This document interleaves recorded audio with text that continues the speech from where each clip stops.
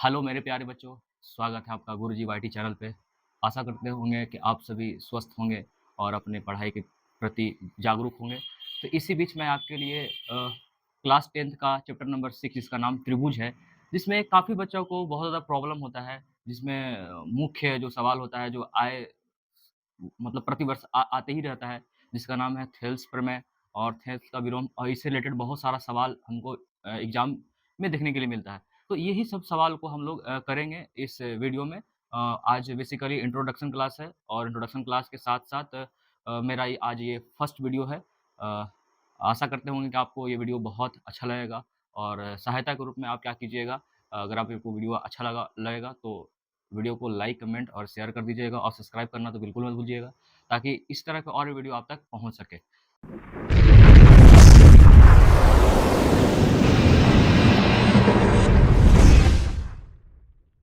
तो आइए हम लोग शुरू करते हैं त्रिभुज के बारे में। त्रिभुज है क्या?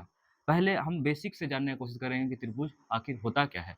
तो भाई ये देखिए, आप लोग बचपन में ही देखे होंगे 5, 6, 7 से ही पढ़ते आ रहे होंगे, त्रिभुज का आकृति देखते होंगे। ये है त्रिभुज। ये है त्रिभुज। त्रिभुज किसको बोलते हैं? त्रि मतलब 3, भुज मतलब क्या होता है? भुजा होता है।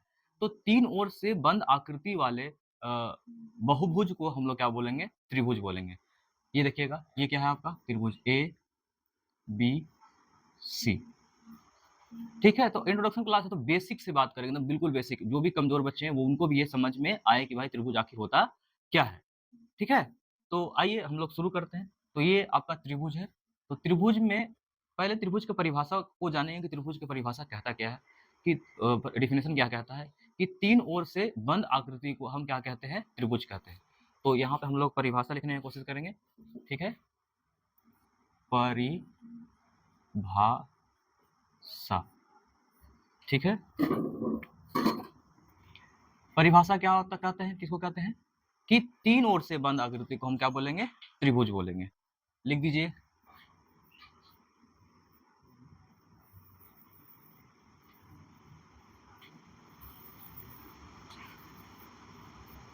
तीन ओर से बंद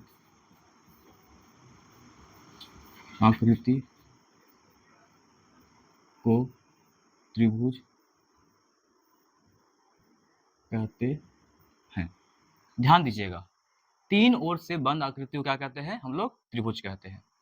अब यहाँ पे ध्यान दीजिए, त्रिभुज में कुछ-कुछ इंपॉर्टेंट पॉइंट्स होते हैं जो कि आपको जानना ज़रूरी है। पहला पॉइंट, पॉइंट नंबर पहला, त्रिभुज में भुजा की संख्या कितना हो जाएगा? भुजाओं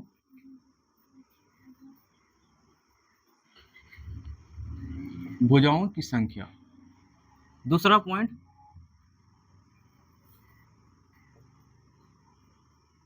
कोणों की संख्या। एकदम बिल्कुल बेसिक से हम आपको पढ़ाने की कोशिश करेंगे ताकि आपको समझ में आए। शीर्षों की संख्या, अंतः कोणों का योग, बाह्य कोणों का योग, ये सारी चीजें। ठीक है? और एक जो बेसिकली कोई किसी का ध्यान नहीं जाता है, विकर्णों की संख्या। ध्यान दीजिएगा, ये सारे चीज के बारे में हम लोग जानने की कोशिश करेंगे कि त्रिभुज में भुजाओं की संख्या कितनी होती है, त्रिभुज में कोणों की संख्या कितनी होती है, त्रिभुज में शीर्षों की संख्या कितनी होती है, त्रिभुज में अंतः कोणों का योग कितना होता है, त्रिभुज में बाह्य कोणों का योग कितना होता है, विकर्णों की संख्या कितना होता है। ये सब इंट्रोडक्शन क्लास है ताकि आप त्रिभुज के बारे में कुछ जान सके, अगर आप नहीं जानते होंगे तो। ठीक है? तो आइए जानते हैं त्रिभुज में भुजाओं की संख्या। देखिए, 1, 2, 3। तो त्रिभुज में भुजाओं की संख्या कितना हो जाएगा? 3। वो कौन-कौन है? एक आपका हो जाएगा AB, दूसरा क्या हो जाएगा? BC और तीसरा क्या हो जाएगा? AC। कोई दिक्कत? कोई दिक्कत नहीं। अब बात करते हैं कोणों की संख्या। त्रिभुज में कोणों की संख्या यहाँ पर देखिए, पहला कोण हो गया, दूसरा हो गया और तीसरा हो गया। तो मतलब त्रिभुज में कोणों की संख्या भी कितना हो जाएगा? 3। कौन कौन? एंगल ए, एंगल बी और एंगल सी। ठीक है। अब क्या है? शीर्षों की संख्या। भुजाओं को इंग्लिश में क्या बोलते हैं? साइड्स। साइड, कोण, एंगल, शीर्ष, वर्टेक्स। ठीक है। तो यहाँ पर एक शीर्ष, दो शीर्ष और ये 3 शीर्ष। तो शीर्षों की संख्या कितना हो जाएगा? 3, ए, बी और सी। अंतः कोणों का योग, त्रिभुज में अंतः कोणों का योग होता है, यानी कोण 1, कोण 2 और कोण 3 को जोड़ेंगे ना, तो तीनों का जो मान जोड़ने के बाद आएगा वो आता है 180 डिग्री। ठीक है, कोई दिक्कत नहीं। अब बात करेंगे बाह्य कोणों का योग। बाह्य कोणों, या त्रिभुज हो, चाहे चतुर्भुज हो, चाहे पंचभुज हो, कितना कोई भी बहुभुज हो, अगर उसके बाह्य कोणों का योग को हम जोड़ेंगे ना, तो वो होता है 360 डिग्री, जो यहाँ पे हम लिख दे रहे हैं। अब विकर्णों की संख्या। विकर्णों की संख्या ज्यादातर कोई पढ़ाता नहीं है कि क्या होता है। यहाँ पर विकर्णों की संख्या का एक फॉर्मूला होता है जो आप लिख ले, जो क्लास 8 में दिया हुआ है। विकर्णों की संख्या बराबर होता है ना, n into n minus 3 divided by 3। अब यहाँ पे ध्यान दीजिएगा, ये विकर्णों की संख्या फॉर्मूला। अब देखिए, आप खुद से निकाल सकते हैं। यहाँ पर जो n है वो भुजाओं की संख्या है, भुजाओं की संख्या है। तो यहाँ पर भुजाओं की संख्या कितना हो जाएगा? अब देखिए, थोड़ा देर लिखा है, भुजाओं की संख्या कितना हो जाएगा? 3, है ना। तो यहाँ पे लिख दिए हैं 3, और ये हुआ 3 और माइनस 3 डिवाइडेड बाई 3। तो 3 में से 3 जाएगा तो क्या हो जाएगा? 0, 0/3, यानी ऊपर हो जाएगा 0/3, मतलब क्या हो जाएगा? 0। अरे समझ में आ रहा है ना? हाँ। तो इसका मतलब, कहने का मतलब ये हो गया कि विकर्णों की संख्या यहाँ पर कितना हो जाएगा? 0। ठीक है, कोई दिक्कत वाली बात नहीं है। अब हम लोग बात करेंगे कि त्रिभुज के प्रकार के बारे में। इसके बारे में, त्रिभुज के प्रकारों के बारे में हम लोग समझने की कोशिश करेंगे कि भाई त्रिभुज के प्रकार है क्या, कि कौन कौन है। तो देखो, त्रिभुज में 2 प्रकार होते हैं, एक कोण के आधार पे, एक दूसरा भुजा के आधार पे। हम बारी बारी से हम सबको जानने का कोशिश करेंगे। ठीक है, आइए यहाँ पर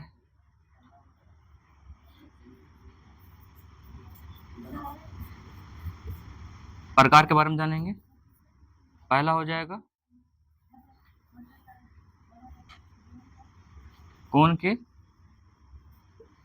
आधार पर, और दूसरा हो जाएगा भुजा के आधार पर। तो आइए, कोण के आधार पे कौन कौन हो जाएगा? कोण के आधार पे आपका हो जाएगा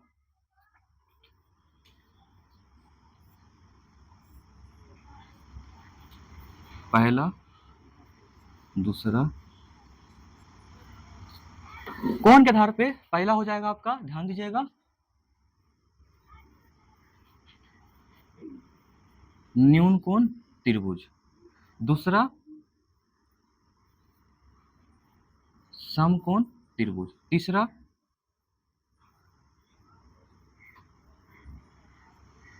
अधिक कोण त्रिभुज। कोई दिक्कत? न्यून कोण त्रिभुज, समकोण त्रिभुज, अधिक कोण त्रिभुज। न्यून कोण त्रिभुज को बोलेंगे एक्यूट एंगल ट्रायंगल, समकोण को बोलेंगे राइट एंगल ट्रायंगल, और अधिक कोण त्रिभुज को बोलेंगे ऑब्ट्यूज एंगल ट्रायंगल। लिख लीजिए, एक्यूट एंगल ट्रायंगल, यहाँ हो जाएगा राइट एंगल ट्रायंगल, और यहाँ हो जाएगा ऑब्ट्यूज एंगल ट्रायंगल। ये हो गया। अब देखिए, भुजा के आधार पर पढ़ाने के लिए पहले आप एक काम कीजिए, इसको कोशिश कीजिए कि वीडियो पॉज करके आप इसको लिख लीजिए या फिर समझ लीजिए, हम साइड हट जाते हैं। तो आइए, अब हम लोग भुजा के आधार पर पढ़ेंगे त्रिभुज के प्रकार के बारे में। ठीक है, तो आइए, बिल्कुल बेसिक से हम लोग जानने का कोशिश कर रहे हैं, और आप भी ये देख रहे हैं कि हाँ, सही चीज है। तो भुजा के आधार पे पहला जो त्रिभुज है वो है समबाहु त्रिभुज। कौन है? समबाहु त्रिभुज। दूसरा है समद्विबाहु त्रिभुज, और तीसरा है विषम बाहु त्रिभुज। समबाहु त्रिभुज को बोलते हैं इक्विलेटरल ट्रायंगल। क्या बोलते हैं? Equilateral triangle. इक्विलेटरल ट्रायंगल, और इसको बोलते हैं आइसोसेलेस ट्रायंगल, और विषम बाहु त्रिभुज को बोलते हैं स्केलन ट्रायंगल। Scalene triangle. तो कोण के आधार पे हो गया था न्यून कोण त्रिभुज, एक्यूट एंगल ट्रायंगल। दूसरा त्रिभुज था समकोण त्रिभुज, राइट एंगल ट्रायंगल। और तीसरा हो गया था आपका क्या? अधिक कोण त्रिभुज, ऑब्ट्यूज एंगल ट्रायंगल। अब यहाँ भुजा के आधार पर पड़ रहा है समबाहु त्रिभुज, इक्विलेटरल ट्रायंगल, ठीक है। और दूसरा हो जाएगा समद्विबाहु त्रिभुज, आइसोसेलेस ट्रायंगल। और तीसरा हो जाएगा विषमबाहु त्रिभुज, स्केलन ट्रायंगल, ठीक है। तो अब हम बेसिकली कोण के आधार पे और भुजा के आधार पे विस्तार से पढ़ेंगे कि भाई ये त्रिभुज आखिर होते कैसे हैं, ठीक है। आइए पूरा हम साफ कर देते हैं। आप लोग आई थिंक उतार लिए होंगे, ये पूरा बोर्ड हम साफ कर देते हैं। तो आइए,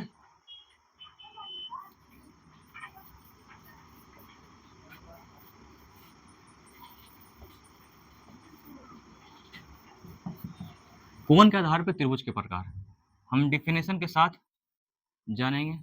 पहला त्रिभुज,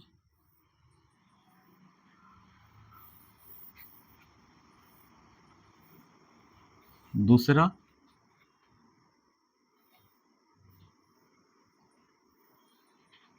तीसरा। देखिए पहला त्रिभुज को बोले थे न्यून कोण त्रिभुज। क्या बोले थे? न्यून कोण त्रिभुज। न्यून कोण त्रिभुज में सारा का सारा जो कोण होगा वो 0 से 90 डिग्री के बीच में होगा, है ना। 0 से 90 डिग्री के बीच में होगा। मान चलिए कि ये वर्टेक्स है ए बी सी, ये भी मान लेते हैं ए बी सी, ये होता है ए बी सी। इसमें जितना भी कोण होगा वो सब 90 डिग्री से छोटा होना चाहिए। सब के सब कोण का होगा 90 डिग्री से छोटा। और नहीं तो क्या कीजिएगा, सब के सब 90 डिग्री छोटा होगा। और दूसरी चीज क्या कीजिएगा, सबको जोड़ कर देखिएगा कि तीनों का जो मान होता है वो 180 डिग्री आता है कि नहीं आता है। मान के चलिए कि इसको हम रखे 45 डिग्री, इसको रखे हम 30 डिग्री।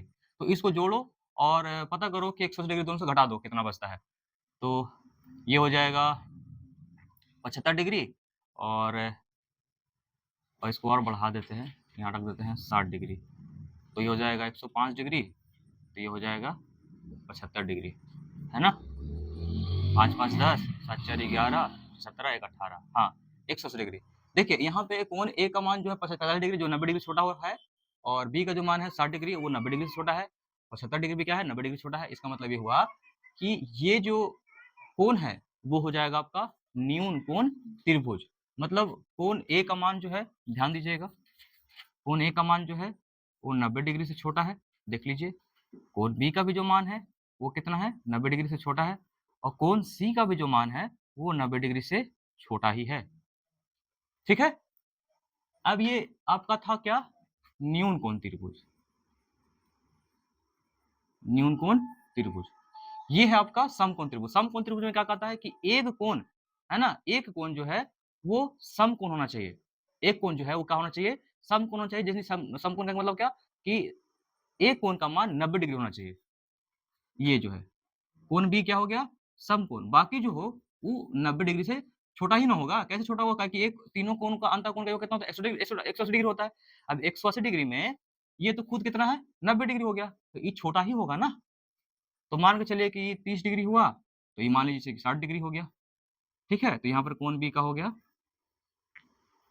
90 डिग्री हो गया। और यहाँ पे देख लीजिए कोण ए जो है वो क्या हो गया 30 डिग्री, और कोण सी कितना हो जाएगा 60 डिग्री। तो ई जो है वो आपका हो जाएगा समकोण त्रिभुज, ठीक है।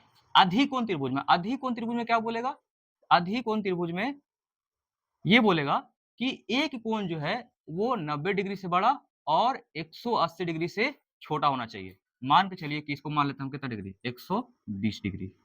बाकी जो होगा छोटा हो जाएगा 30 डिग्री, और यहाँ पे 30 डिग्री। तो देख लीजिए कि कोण बी जो है वो 90 डिग्री से बड़ा है, 90 डिग्री से बड़ा है, और 180 डिग्री से छोटा है, और यहाँ पे कोण जो ए है वो हुआ कितना डिग्री, 30 डिग्री, और कोण बी जो है वो कितना है, 30 डिग्री, और ये जो कोण बी है 90 डिग्री कोची है, बराबर है, ध्यान दीजिएगा 90 डिग्री से बराबर है। तो ये आपका हो जाएगा अधिक कोण त्रिभुज। ये पूरा का पूरा आपका क्या हो गया, बेसिक हो गया। आप इसको उतार लीजिए, ठीक है। फिर हम बात करेंगे अभी भुजा के आधार पे त्रिभुज के प्रकार के बारे में, ठीक है। तो आप इसको उतार लीजिए। तो आइए अब हम जानेंगे भुजा के आधार पे त्रिभुज के प्रकार के बारे में, ठीक है। इसको हम लोग साफ कर लेते हैं। यहाँ खाली हमको साफ करना होगा भुजा के आधार पर, ध्यान दीजिएगा। फिर से वैसे ही फिगर ड्रॉ करेंगे हम लोग, बट इसमें अभी सब वैसे ही के वैसे ही रहेगा। एकदम बेसिक से हम लोग चल रहे हैं, आप भी यहाँ पे देख रहे हैं, ठीक है। ये है एकदम बेसिक। सब का मान रख दीजिए, वर्टेक्स का नाम डाल दीजिए ए बी सी, ए बी सी। अगर आपका मन कर रहा है कुछ और नाम ले लीजिए आप, डी ई एफ। ये सेकंड है और ये आपका थर्ड है। देखिए वीडियो थोड़ा सा लंबा हो सकता है क्योंकि ये बेसिक से हम बता रहे हैं, तो आप कोशिश कीजिएगा बिना स्किप किए देखिएगा, ताकि आपका जितना भी कंफ्यूजन होगा हो जाए, दूर हो जाए, ठीक है। तो यहाँ पे ध्यान दीजिएगा, ये मान के चलिए कि इसमें कोई भी भुजा आपस में अगर बराबर नहीं है, ये देखिए इसका मतलब क्या होता है कि ये भुजा अलग है, ये भुजा अलग है, और ये भुजा जो है ना, ये भी भुजा क्या है, अलग है। तो इसका मतलब ये हो गया कि ये जो है कौन त्रिभुज हो गया, विषम बाहु त्रिभुज। विषम बाहु त्रिभुज का मतलब क्या हो गया कि जिसमें एक भी भुजा बराबर नहीं हो, विषम बाहु त्रिभुज। समझ में आ गया। देखिए यहाँ पे लिखते हैं, यहाँ पे A B is not equal to B C is not equal to A C, ठीक है। जब विषम बाहु त्रिभुज में प्रत्येक भुजा आपस में बराबर नहीं होता है ना बाबू या मैया, तो ध्यान दीजिएगा कि इसमें कोण भी आपस में बराबर नहीं होता है। अगर भुजा बराबर नहीं है तो कोण भी बराबर नहीं होगा। अब देखिए ए बी के सामने वाला कोण कौन होगा, ए बी के सामने वाला कोण कोण सी होगा, कोण सी। बीसी के सामने वाला कोण कौन होगा, कोण ए। और एसी के सामने वाला कोण कौन हो जाएगा, ये देखिए ये वाला, यानी कोण बी। ये सब भी आपस में बराबर नहीं होगा। इस तरह के मतलब त्रिभुज के बारे में शॉर्ट्स में मेरे भी जो स्टूडेंट हैं वो बोर्ड पे बनाए हैं, अदर वीडियो हैं। तो आप काम कीजिएगा, उसको एक बार जाके देख लीजिएगा कि हमारा स्टूडेंट लोग जो है कैसे उसको बनाया है और कैसे उसको जवाब दिया है, ठीक है। ताकि आप भी ये समझ पाए कि भाई कैसे हम पढ़ाए उसको। तो आप भी अगर इसको समझिएगा बढ़िया से, तो आपको भी बहुत बढ़िया लगेगा, ठीक है।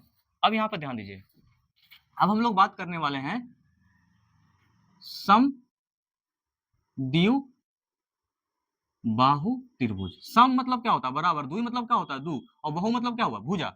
मतलब ऐसा त्रिभुज जिसमें केवल दो भुजा आपस में क्या होगा, बराबर। और वो भुजा कौन कौन होगा बराबर, यहाँ ध्यान दीजिएगा, ये और ये आपस में बराबर होगा। ये मत कर दीजिएगा ये बराबर कभी नहीं होगा, ध्यान रखिएगा। जब भी बराबर होगा तो ये वाला और ये वाला बराबर होगा, ठीक है। तो यानी क्या मतलब हो गया कि ए बी बराबर किसके है, AC के। देख लीजिए ए बी किसके बराबर है, AC के, और BC बराबर नहीं है। तो इसका मतलब सर कि अगर दो को भुजा बराबर है तो दो कोण बराबर हो जाएगा। तो हाँ, वो कौन होगा, तो AB के सामने वाला कोण कौन है, कोण C। तो कोण C बराबर हो जाएगा किसके, कोण C किसके बराबर हो जाएगा, कोण B के। AC कौन है, देखिए AC यहाँ पे, तो कोण हो गया। और BC के सामने वाला कोण कौन है, कोण A। ये बराबर नहीं होगा। बहुत बेसिक चीज है, बहुत बेसिक चीज, थ्योरम आपको काम देगा, ध्यान रखिएगा। यहाँ पे अब हम बात कर रहे हैं समबाहु त्रिभुज। इसमें सब के सब भुजा आपस में क्या हो जाएगा, बराबर। जब सब भुजा आपस का मतलब बराबर हो गया, देखिए यहाँ पे, सॉरी यहाँ पे हम गलती करने वाले थे, DE बराबर EF बराबर DF।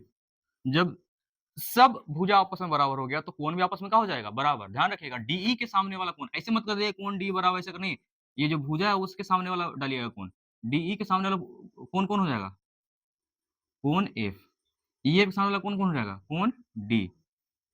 और DF के सामने वाला कोण कौन हो जाएगा, कोण E।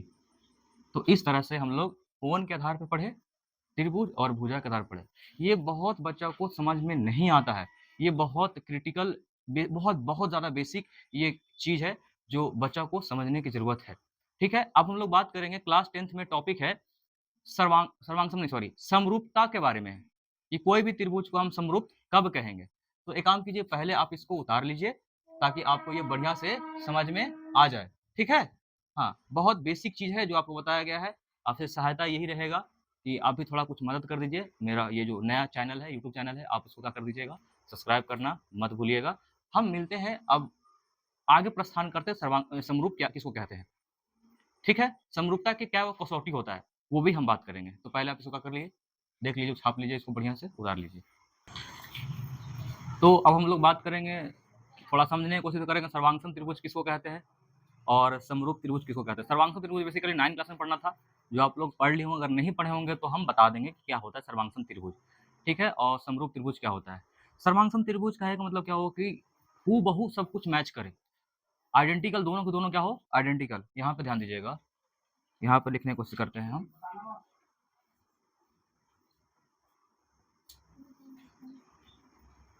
सर्वांगसम त्रिभुज, दो समान संख्या वाले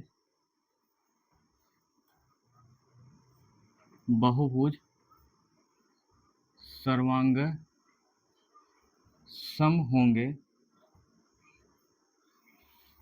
यदि, अब यदि में पहला हो जाएगा उनके संगत कोण बराबर होगा, दूसरा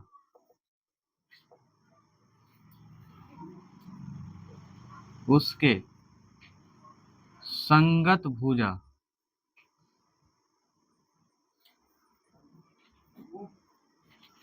बराबर होगा। ध्यान दीजिएगा, सर्वांगसम त्रिभुज किसको कहेंगे, कॉन्ग्रुएंट ट्रायंगल किसको कहेंगे, दो समान संख्या वाले बहुभुज सर्वांगसम होंगे यदि उनके संगत कोण बराबर होगा, उसके संगत भुजा आपस में बराबर होगा। फॉर एग्जाम्पल मान के चलिए कि दो वृत्त बनाए, अगर इसका रेडियस 1 है और इसका भी रेडियस कितना है 1, तो ये दोनों क्या हो जाएगा, सर्वांगसम हो जाएंगे। फिर अगर एक स्क्वायर है और उसका प्रत्येक भुजा 1 सेंटीमीटर का है और दूसरा भी क्या है, स्क्वायर है, उसका भी प्रत्येक भुजा जो है ना 1 सेंटीमीटर का होगा, तो वो भी क्या हो जाएगा, सर्वांगसम हो जाएगा। क्या हो जाएगा, सर्वांगसम हो जाएगा। गौर से देखिए जरा। फिर बात करते हैं त्रिभुज, अगर ये 1 सेंटीमीटर, इसका संगत भुजा भी 1 सेंटीमीटर, ये 2 सेंटीमीटर, तो ये भी 2 सेंटीमीटर, ये अगर ये 3 सेंटीमीटर तो ये भी 3 सेंटीमीटर, तो इसका मतलब होगा कि संगत भुजा आपस में क्या हो जाएगा, बराबर। तो क्या बोलेंगे हम, सर्वांगसम त्रिभुज बोलेंगे, जो कि आप यहाँ पे समझ गए। अब यहाँ पे हम साफ करके हम आपको बताएंगे समरूप त्रिभुज के बारे में, ये आप उतार लीजिए। ठीक है, तो अब हम बात करेंगे समरूप त्रिभुज के बारे में। इसका कसौटी है जो क्लास 9 में है, ठीक है, तो वो देख लीजिएगा आप, बेसिकली वीडियो ज़्यादा बन जाएगा। अब यहाँ पे हम बात करने वाले हैं किसके बारे में, ये समरूप त्रिभुज के बारे में, ध्यान दीजिएगा। तो अब समरूप त्रिभुज क्या होगा, समरूप मतलब कि देखने में बिल्कुल समान होगा। ठीक है, देखने में बिल्कुल क्या होगा, समान, छोटा बड़ा लेने से कोई दिक्कत नहीं हो, है ना। उसमें अगर त्रिभुज, ये ध्यान दीजिएगा, छोटा बड़ा से कोई लेना देना नहीं है, लेकिन देखने में क्या हो, समान हो, देखने में क्या हो जाएगा, समान हो जाएगा। समझ में आ रहा होगा, ठीक है। अब देखिए इसको परिभाषित करेंगे।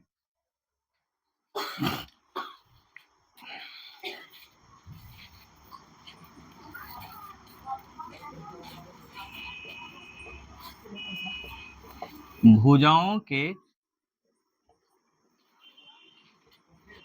समान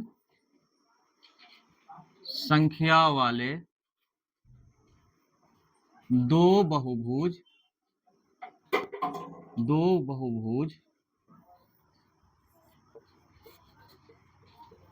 समरूप होते हैं यदि, पहला पॉइंट,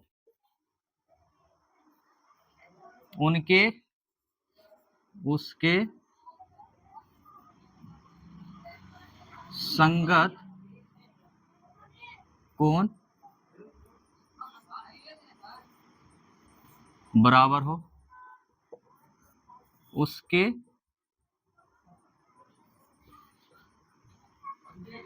संगत भुजाएं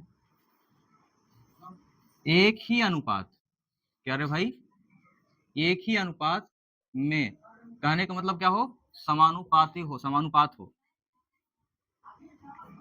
समानुपाती हो, उसको क्या बोलेंगे हम, समरूप त्रिभुज। अब यहाँ पे ध्यान दीजिएगा कि समरूप त्रिभुज के प्रकार होते हैं, क्या होते हैं, प्रकार होते हैं, ध्यान दीजिएगा। अब वो कौन कौन प्रकार हैं,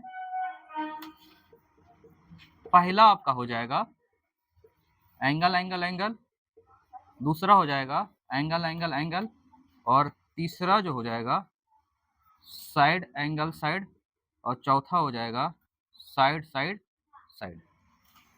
ये चार है, बेसिकली इसी से रिलेटेड है ये वाला, ठीक है। तो कौन कौन हो जाएगा, angle angle angle, angle angle angle, और एंगल साइड साइड, और साइड साइड साइड। कहने का मतलब ये हो गया, यहाँ पे आप लिख सकते हैं हिंदी में, कोण कोण कोण कोण और क्या, कोण, भुजा कोण कोण, भुजा भुजा, और ये हो गया भुजा। अब यहाँ पे हम बारी बारी से सबको हम यहाँ पे आपको बताएंगे, आप बिल्कुल ध्यान से देखिएगा, ठीक है। तो हम यहाँ पे बना रहे हैं,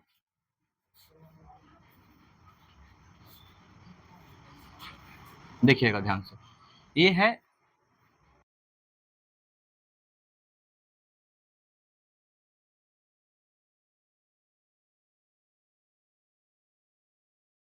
अब हम समरूप करने जा रहे हैं, बिल्कुल ध्यान से देखिएगा।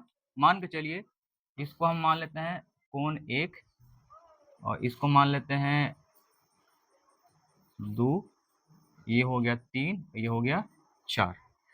हम एंगल एंगल कसौटी से जाने वाले हैं, ध्यान से देखिएगा। तो कोण 1 बराबर हो गया कोण 3, और कोण 2 बराबर हो गया कोण 4। तो हम ये बोलेंगे कि ये त्रिभुज और ये त्रिभुज क्या है, समरूप त्रिभुज हो गए, ठीक है। यहाँ ध्यान दीजिएगा, त्रिभुज ए बी सी, समरूप त्रिभुज डी ई एफ, कौन कौन कसौटी से, एंगल एंगल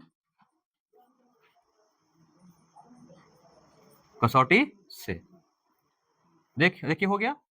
अब हम चलेंगे एंगल एंगल एंगल कसौटी से, देखिए। तो यहाँ पर तो जगह नहीं है, एक काम करते, ऊपर वाला अगर आप लिख लियोगे तो उसको हम साफ कर देते हैं, ठीक है। आप एक बार देख लीजिए उसको, अब लिख लीजिए, ठीक है। इसको ऊपर वाला साफ करने जा रहे हैं, ठीक है। एंगल एंगल एंगल ले लेते हैं, ठीक है। मार्कर नहीं चल रहा है,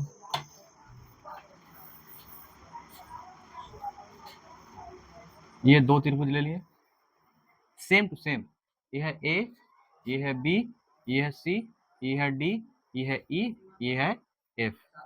ये हो जाएगा, एक मान लीजिए, दो मान लीजिए, 3 4 5 6। तो यहाँ देखिएगा, कोण ए बराबर कौन हो जाएगा, कोण डी, है ना। ऐसे नहीं हम चलेगा, यहाँ डायरेक्ट लिखिए, कोण ए के बराबर क्या हो जाएगा, कोण 4, ठीक है। और कोण 2 बराबर क्या हो जाएगा, कोण 5, और कोण 3 बराबर क्या हो जाएगा, कोण 6। तो अब यहाँ पर ध्यान दीजिए, कि ये जो त्रिभुज है, त्रिभुज ए बी सी, वो समरूप हो जाएगा त्रिभुज डी ई एफ का। कौन क्राइटेरिया से? तो हो जाएगा एंगल एंगल एंगल कसौटी से। तो ये पहला हो गया, ये आपका दूसरा हो गया। अब यहाँ पे तीसरा हम करने जा रहे हैं, ध्यान से देखिएगा। ये हो जाएगा A B C D E F, ठीक है। ध्यान से देखिएगा, इसमें क्या हो गया, इसको मान लीजिए एक, ये हो गया आपका 2, ठीक है। ध्यान दीजिएगा, अब ये हो जाएगा, भुजा लेना है ना, 2 4, ये हो गया 5 और ये हो गया 10। तो यहाँ पे ध्यान दीजिएगा कि एक ही अनुपात में लेना है ना, A B upon D E ले लीजिए। तो 2 बटा कितना हो जाएगा 4, यानी 1 बटा कितना हो जाएगा 2 कटने के बाद। फिर हो जाएगा ए सी अपॉन एफ। तो यहाँ ध्यान दीजिएगा, ए सी कितना है 5 और डी एफ कितना है 10। इसको भी काटेंगे तो कितना हो जाएगा, 1 बटा 2 हो जाएगा। और ये तो हो गया होगा आपका, इसको हटा देते हैं हम, ध्यान दीजिएगा। तो और कोण 1 बराबर क्या हो जाएगा, कोण 2। अब इससे क्या हो गया कि त्रिभुज, यहाँ ध्यान दीजिएगा, त्रिभुज ए बी सी समरूप हो जाएगा। यहाँ पे तो हट ही नहीं रहा है, एक काम करते हैं, यहाँ पे लिखते हैं त्रिभुज ए बी सी समरूप त्रिभुज डी ई एफ। आप यहाँ पे देख सकते हैं कि समरूप हो गया। कौन से? लिख देते हैं side angle side angle side, side angle side कसौटी से, ठीक है। अगला जो है साइड साइड साइड है, तो साइड साइड साइड के लिए हम यहाँ चल जाते हैं।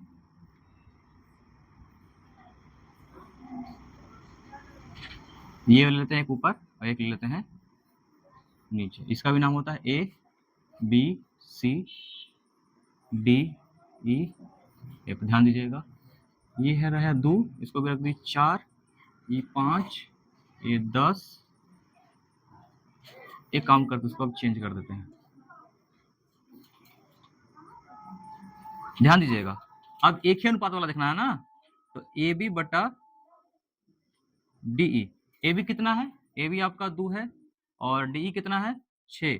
कट गया तो कितना हो गया 1 बटा 3। एक ही अनुपात, सब तरफ अनुपात एक ही होना चाहिए, ठीक है। ये रहा बी सी और ये रहा ई एफ। बी सी कितना है 3 और ई एफ कितना है 9, काटिए 1 बटा 3 हो जाएगा, ठीक है। ए सी, अब अगला क्या है, ए सी बटा डी एफ। ए सी कितना है 5, ठीक है। ए सी कितना है 5 और डी एफ कितना है 15, तो 1 बटा 3। आप देख सकते हैं कि यहाँ पे तीनों भुजा एक ही अनुपात में क्या हुआ है, कटा है। ध्यान दीजिएगा, जब एक ही अनुपात में कटेगा तो ये त्रिभुज, त्रिभुज एबीसी और त्रिभुज डीईएफ, ये समरूप हो जाएंगे। त्रिभुज एबीसी समरूप त्रिभुज डीईएफ। कौन से? साइड साइड साइड कसौटी से। आई थिंक आपको ये वीडियो बहुत अच्छा लगा होगा। आप देख लिए, सारा का सारा बढ़िया से एक्सप्लेन किए हैं, ठीक है। इसको अगर एक बार में समझ में नहीं है तो 2 बार 3 बार देखिए, आपको बिल्कुल समझ में आएगा। पूरा बेसिक्स बताए। आप अगर कमजोर बच्चे हैं या फिर तेज बच्चे हैं, दोनों के लिए वीडियो है। अगर आपको ये वीडियो अच्छा लगा होगा, ये मेरा फर्स्ट वीडियो था, अब मैं चाहता हूँ कि आप इसको बहुत सारा प्यार दें और इसको अपने दोस्तों के साथ में शेयर करें और सब्सक्राइब करना तो बिल्कुल मत भूलिए, ताकि इसी तरह के और वीडियो मेरा आप तक पहुँच जाए, ठीक है। बाकी और सारे वीडियो हमारे जो बच्चे हैं द्वारा बनाया गया है, वो हम नहीं बनाए, मेरे बच्चे बनाए हैं, जो मेरे स्टूडेंट हैं वो बनाए हैं। तो आप बेशक आप उसको जाके चैनल के अंदर जाके देख सकते हैं, आपको पसंद आएगा, हर एक वीडियो आपको पसंद आएगा। तो आशा करते हैं आपको ये वीडियो अच्छा लगा होगा। मिलते हैं फिर इस तरह के वीडियो में। अगला वीडियो में होगा आपका थेल्स प्रमेय और थेल्स का विलोम होगा। तो बने रहिएगा हमारे साथ, जुड़े रहिएगा हमारे साथ। मिलते हैं इस तरह के और वीडियो में। जय हिंद।